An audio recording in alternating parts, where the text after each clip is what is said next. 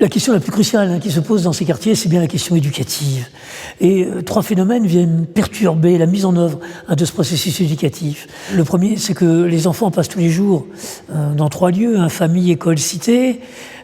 Chacun des lieux étant marqué par une culture différente, la culture familiale, empreinte des traditions des pays d'origine, la culture scolaire, empreinte des traditions républicaines, et puis cette culture de la cité qui est fondamentalement devenue une culture de l'entre-père, de l'entre-jeune, les adultes ayant un peu déserté l'espace public.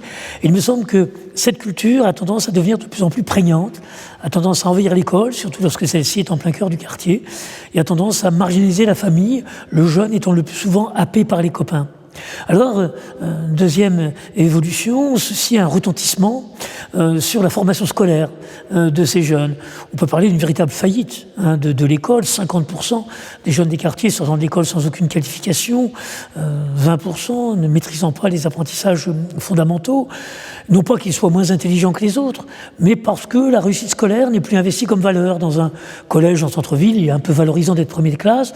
Dans un collège de quartier, très souvent, il est dangereux d'être premier de classe. Aussitôt, vous êtes interpellé comme étant le bouffon, l'intello, et vous devez gérer la violence de vos camarades à votre égard. Et enfin, troisième évolution, eh bien, cette difficulté à se projeter dans l'avenir. Alors, on a un surdéveloppement des conduites de l'instant, du tout de suite.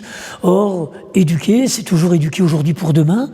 Combien j'aime dire que pour se construire, le jeune a besoin de rencontrer des adultes capables de dire, eh bien, j'ai besoin de toi, ensemble, eh bien, on va construire un avenir un peu meilleur.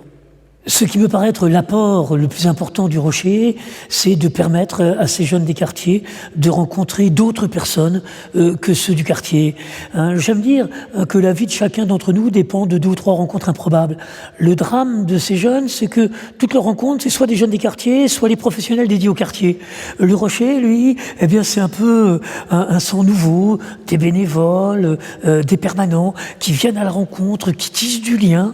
Et puis, cette idée, donc, de valoriser le parcours de chacun, de leur permettre de s'identifier à d'autres figures que ceux du quartier.